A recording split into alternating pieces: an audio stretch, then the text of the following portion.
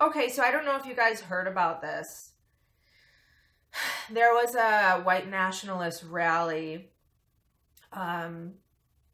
in, was it Georgia? Newnan. Yeah, Draketown, Georgia. And it was fairly small, so that's good. On their website, they said at least 100 people had confirmed that they would be going to this neo-Nazi rally. It was to celebrate Adolf Hitler's birthday. It was a rally to celebrate Adolf Hitler's birthday. Now I'm getting emotional because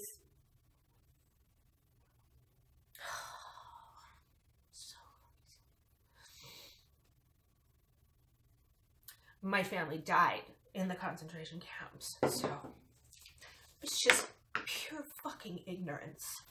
I just don't even know what to think about these people. Would these people who have these neo-Nazi rallies be having them if their family was destroyed in Auschwitz? And what are they thinking? And I guess evil exists in the world. And that's really the takeaway. Okay, so this is the National Socialist Movement, a far-right hate group that celebrates Adolf Hitler's birthday. This was post. Will hold a rally at a park in downtown Newnan on Saturday afternoon. So this is what happened now. About 36 neo-Nazis turned out to march and preach their rhetoric at a park in downtown Newnan. The group had obtained a permit for the rally, while hundreds of counter-protesters were there to counter the group's voice. A heavy law enforcement presence was on hand to prevent any violence or clashes between the two sides. The rally remained mostly peaceful, with the exception of a few shouting and shoving matches. About 10 people were arrested. All the people arrested were counter-protesters, by the way. So, yeah, it ended up being just like 24 neo-Nazis showed up for this rally, and it was over hundreds of counter-protesters showed up. So there's something to be happy about. I mean, there's something. I'm so happy that people take the time to show up. It's amazing. And you know what? I saw these counter-protesters were families and just all sorts of people. I read also that Antifa was there, but, you know, signs about peace, signs about love. So that just gives me so much hope. But we will continue to talk about the neo-Nazis because it's something that we need to keep on our radar. And this is what happened that night. So they had the rally during the day. They marched through town. I wonder, what do you guys think? I've read both sides of this, that hate speech shouldn't be legal. So if they're going to have a neo-Nazi rally that's full of hate rhetoric, that it should not be legal. And then other people say, well, it's a freedom of speech and they're allowed to say what they want.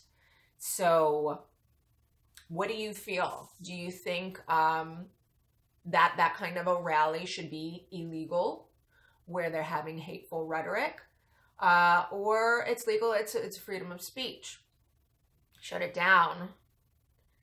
Yeah, but real Nazis. We had to fight the police and the Nazis. Fight the police and the Nazis. Oh my gosh, that's. So again, this was in Georgia. This is that night after the rally. Saturday night under a cloud. I'm sorry, this is from 11alive.com. So it was a local news. Saturday night under a cloud-darkened West Georgia sky, white nationalists and neo-Nazis lit swastikas and other symbols of their hatred on fire in a field in the community of Draketown, Georgia, on the county line. The people holding the torches and lighting the fires were members of the National Socialist Movement, considered to be one of the largest neo-Nazi groups in the United States. And the burning came on the heels of their rally. The Paulding Sheriff's Office and the Paulding County Fire Department both told 11 Alive News on Sunday that they did not respond to the location on Saturday night because they did not receive any complaints regarding activity from the public. I can't even tell you if I drove by a field or looked out into a field and saw, and these were huge burning swastikas. You can check it out. The pictures, these were huge burning swastikas. I'm sorry, but we're talking about Auschwitz, the intentional extermination of children and elderly and families and women by psychotic people. That I don't think that we should be able to have burning swastikas in the United States without the police coming and shutting them down. That is a symbol of hate. It might as well have a burning symbol saying die, die. If someone was burning a big die symbol, like, is that okay? I don't feel it is. Members of the National Socialist Movement. Yeah. Okay. So let me just go over real quick some stats about hate crimes in the United States, because they're not just having rallies and burning swastikas. Their website, and I'm going to read to you some things that they had written on their website.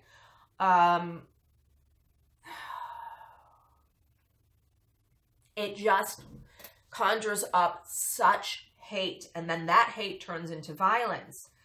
So over the past, this is some stats on hate crimes. Over the past 16 years, the number of far-right attacks in the United States has grown to an average of 300 per year, according to a study by the Combating Terrorism Center at West Point. The Alabama-based Southern Poverty Law Center, an organization that monitors hate groups, recorded an average of 87 hate incidents a day during the 10-day period after Trump's election. This is 5 times the daily average of hate crimes recorded by the FBI in 2016. So let's just pause and take that one in for a minute.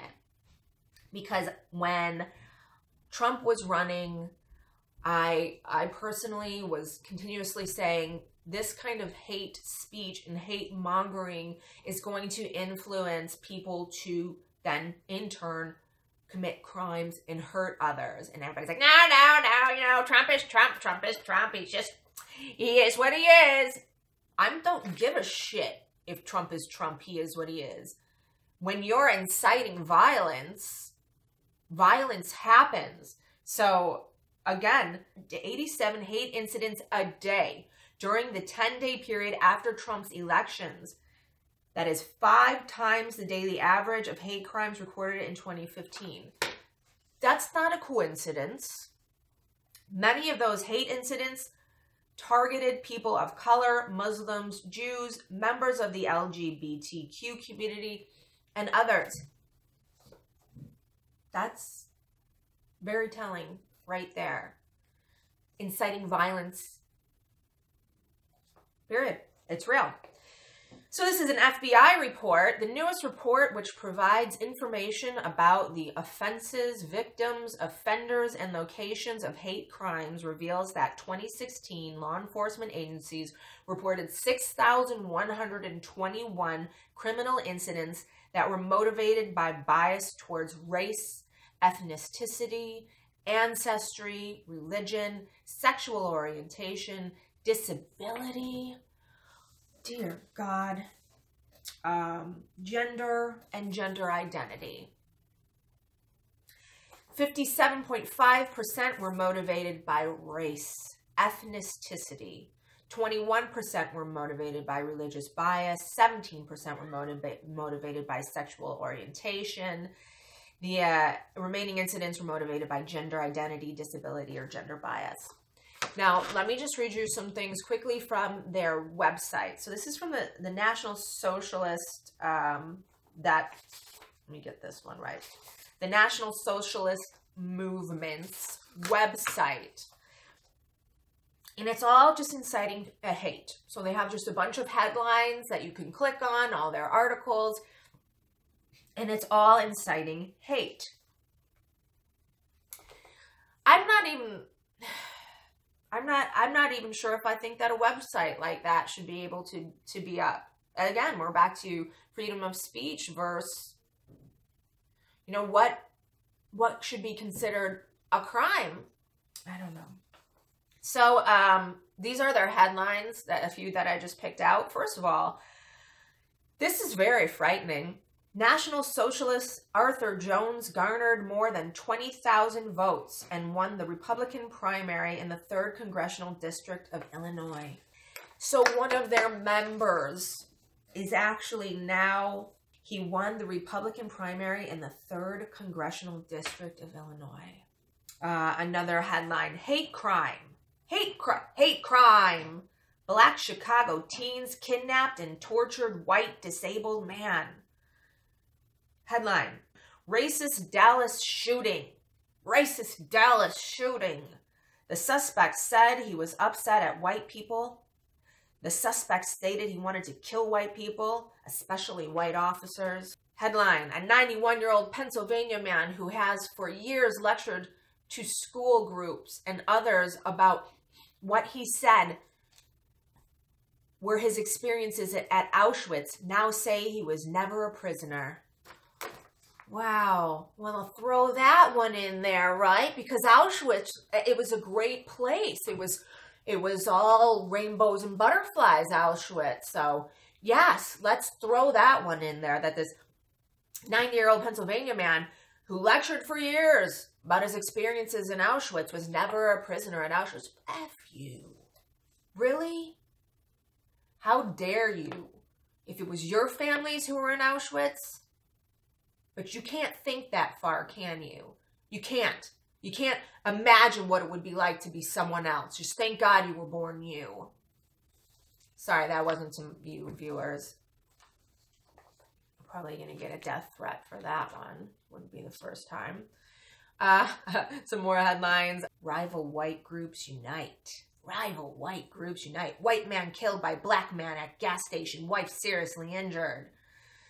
So it's all just hate rhetoric about how white people are suffering, white people are getting killed. So this is their criteria. This is their little about and the criteria if you want to become a member.